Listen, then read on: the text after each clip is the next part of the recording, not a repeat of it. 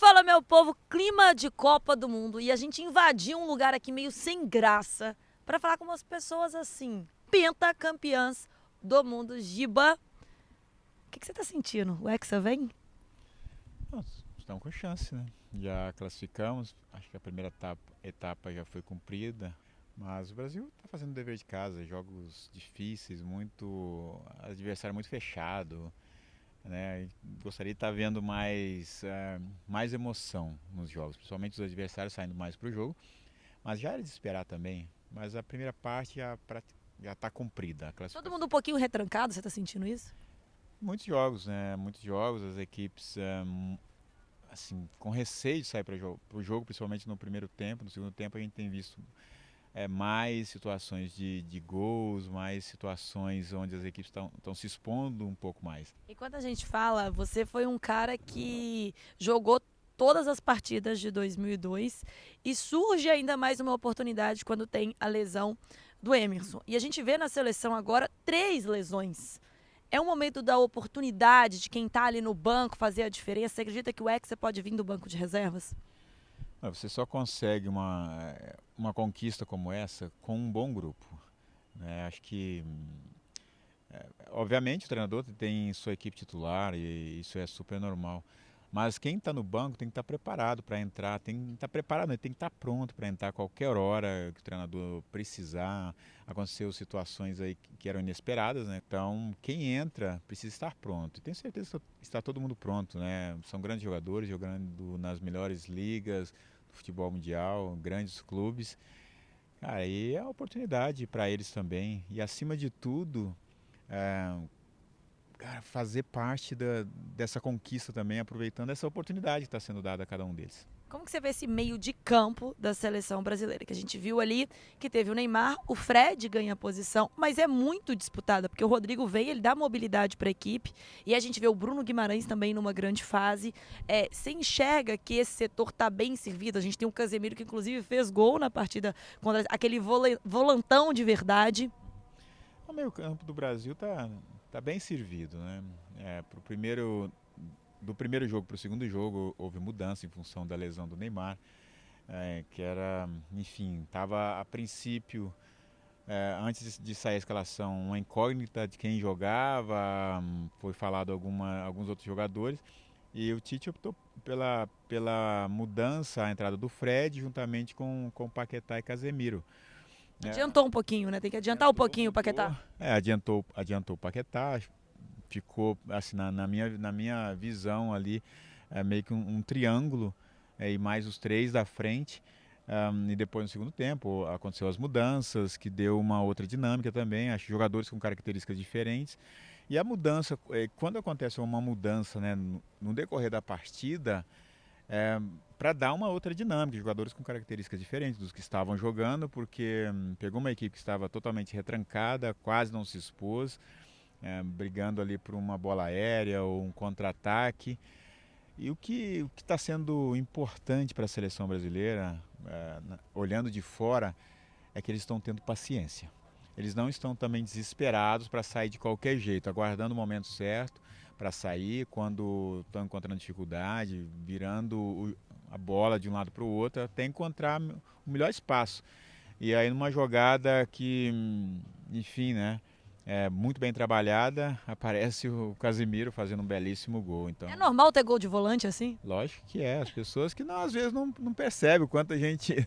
A gente faz gol o tempo todo, de uma outra forma, né? Os volantes fazem gols, né, de formas diferentes, mas quando acontece num jogo, né, como o Casemiro fez, isso é uma felicidade tremenda, porque normalmente não é o que acontece, né? Às vezes os meias, os atacantes, é mais comum, ou ter chance numa bola parada, por exemplo.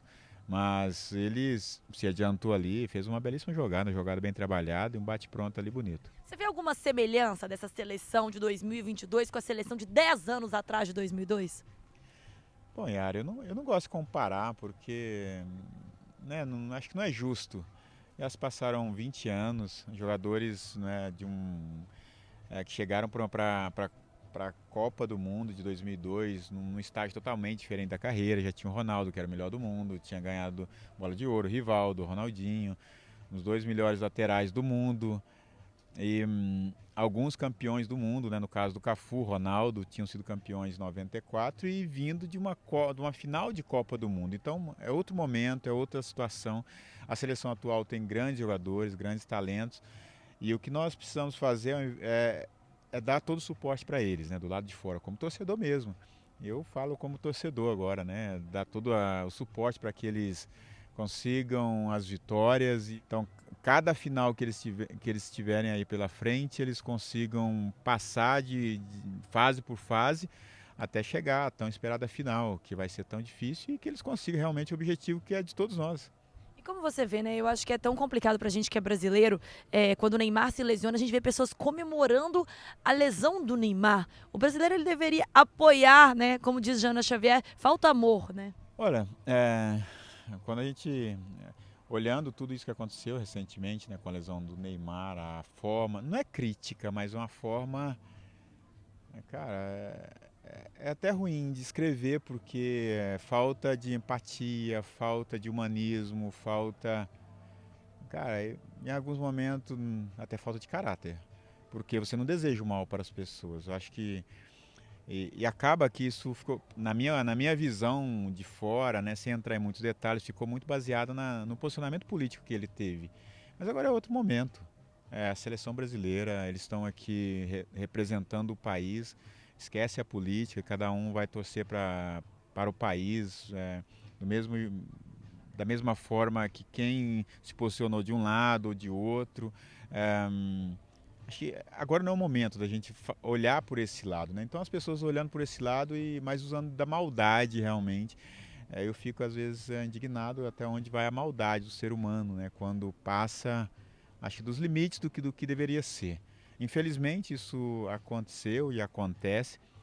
Cara, que as pessoas repensem nas atitudes, né? Acho que a gente precisa, para a gente construir algo melhor para nós no dia a dia, a gente precisa valorizar quem nós somos, né? Então a gente valoriza o jogador europeu, a gente valoriza a estrutura europeia, a gente valoriza a mentalidade europeia, mas qual a mentalidade nós temos? O que nós queremos construir para nós? Qual a mensagem que nós queremos passar? É esse tipo de mensagem de ódio? Isso é uma mensagem de ódio. Quando você deseja o mal para um atleta que se machucou, que está defendendo as cores do seu país, num momento importante, delicado, e torcer contra, você não está torcendo contra esse jogador, você está torcendo contra o seu país. É assim que eu vejo. E quando a gente fala, né, você é um ídolo e é um cara que trabalha muito com o mental.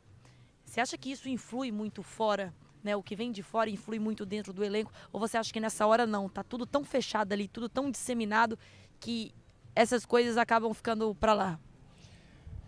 Acredito que ficar totalmente alheio ao que está acontecendo é quase impossível hoje em dia, até porque a mídia social está o tempo todo falando, é muita gente falando, né? A internet prejudicou o futebol raiz? Eu não vejo que a internet prejudicou.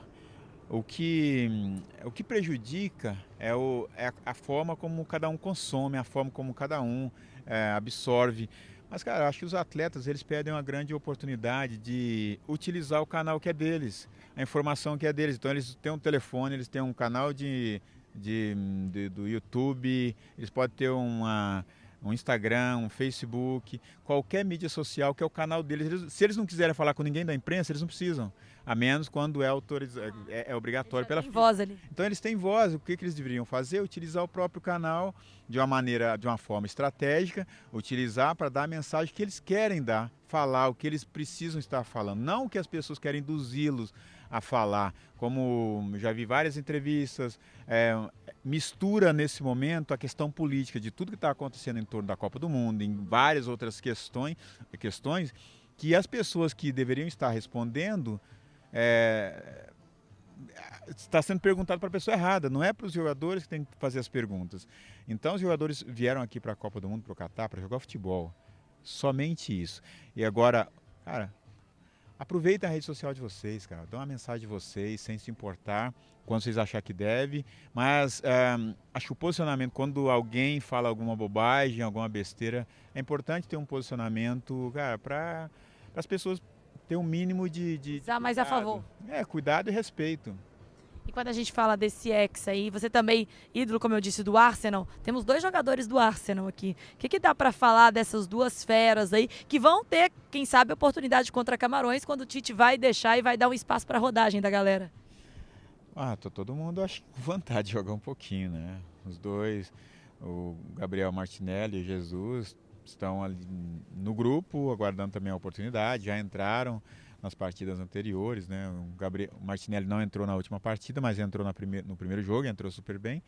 Estão ali, acho que prontos, né? E à disposição do Tite para o momento que ele fala assim, cara, é a vez de vocês agora. O brasileiro acho que estava ansioso, porque foi uma convocação contestada quando veio o Martinelli diante das opções que a gente tem. Você que acompanha ali de perto, o que dá para falar do Martinelli para tranquilizar o brasileiro que ficou? Mas a gente não conhece muito, não sabe como que ele joga. Bom, quem não conhece, talvez não tenha, não está assistindo o Campeonato Inglês. Começa a assistir o Campeonato Inglês, vai ter maiores informações. Acho que é isso, cara. As pessoas não... Sempre existiu isso, né, na verdade, né, em relação à seleção brasileira, quando existe a convocação, o questionamento, isso faz parte também, né, faz parte do jogo, faz parte da discussão, que no final todo mundo quer ser treinador de alguma forma, todo mundo quer dar a sua opinião. Cara, mas muitas pessoas talvez não estão acompanhando o campeonato inglês, o que está acontecendo, da forma que o Gabriel Martinelli está jogando, está sendo um dos jogadores importantes para o clube. Então, quem está lá no Brasil tem a sua preferência, tudo bem, mas acompanhe um pouco mais o que está acontecendo. Vários jogadores brasileiros no mundo, né, em grandes ligas também. Cara, valoriza quem está ali. Quem não veio, né, infelizmente... Ele não veio a passeio. Quem não veio a passeio, mas quem veio está aqui para nos representar e nós temos que valorizar e dar todo o suporte. E quando a gente fala desse ex, de tudo que você já viu aí, dos times, dos jogos que você já acompanhou, tem alguma seleção que você falou, essa aí eu tenho que ficar de olho? França. França, você acha que é a grande seleção? Uma equipe que fez os jogos assim de maneira bem equilibrada, com grandes resultados, uma forma de jogar. E querendo ou não, não deixa de ser a favorita, né? Porque é a atual campeã, mas é uma equipe que merece atenção. Hoje eu fiz fora aí algumas combinações aí que deu Brasil e França no final. Vamos ver se vai dar. Você apostou em Brasil e França? Algumas combinações de algo que eu gravei e no final das combinações... Mesmo com a França desfalcada como tá? Cara, nessas horas existe o peso de uma camisa, o peso de uma tradição. Então, é uma equipe que vem, traz para essa Copa do Mundo toda a tradição também. Então, ela é bicampeã, ela é atual campeã. E tem grandes jogadores que têm feito um excelente trabalho e estão mostrando a que veio nessa Copa também. Você que trabalha com esse mental, o que não pode faltar num elenco que é ser campeão? 20 anos que o Brasil não é campeão no mundo. O que é de diferente? O que você acha que deu aquele know-how para que em 2002 viesse esse título? Porque o campo importa, mas tem o fora das 4 linhas. Cara, eu acho que o objetivo está claro para todo mundo. Eu acho que quando você tem um objetivo claro daquilo que você quer, é importante. Então, essa é a clareza em relação ao objetivo. Qual que é o objetivo principal da seleção? Ser hexa, cara. É o título. Então, isso para eles e para nós. A partir daí você vai construindo as outras coisas, que é a questão da mentalidade, né? Focar em relação ao objetivo, não deixar se distrair em momento algum. No momento que a gente falou agora há pouco da questão da internet, então existe muita distração na internet. Não só na internet, principalmente das notícias que são geradas ali, né? Que eles acabam recebendo algumas, mas não deixar de distrair, mantenham focados no objetivo deles, no trabalho, naqueles que eles precisarem fazer, cada um entender seu papel. E conta pra gente um pouquinho, o que você está fazendo aqui? Você veio representar o Brasil, como é que estão os seus dias aqui no Catar? Você já tinha vindo aqui, depois vai comentar futebol na Índia.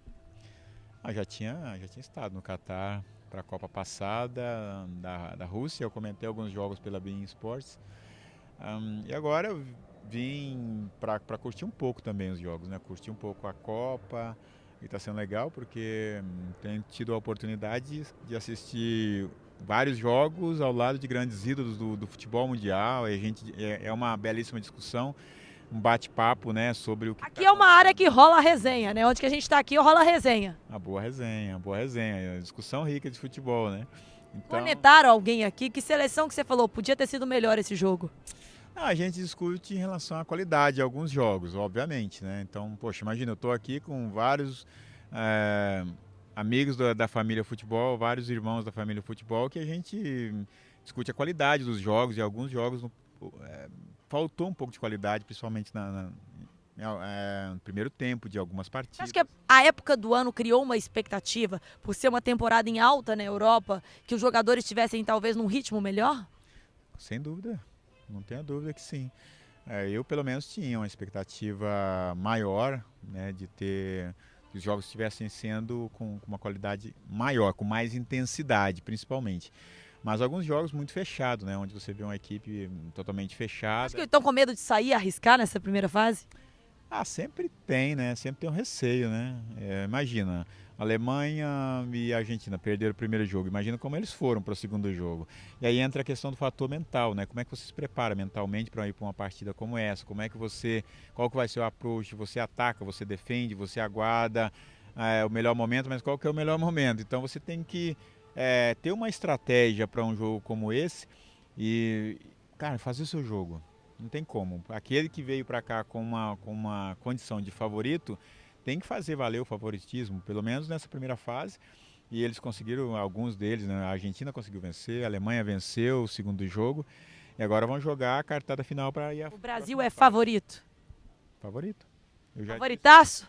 Eu já disse isso várias vezes e continuo acreditando. Brasil é favorito. E se você pudesse deixar um recado, estamos aqui falando da torcida Canarinho, para essa torcida que está aqui, que está no Brasil, que está em qualquer lugar do mundo, tem que apoiar, tem que ficar do lado, esquecer qualquer coisa e tá torcendo, focado na seleção? Apoie o Brasil. Só isso. É isso que os jogadores precisam de todos nós, de vocês, da torcida Canarinho, de todos nós. Uma ao Hexa. Vamos lá.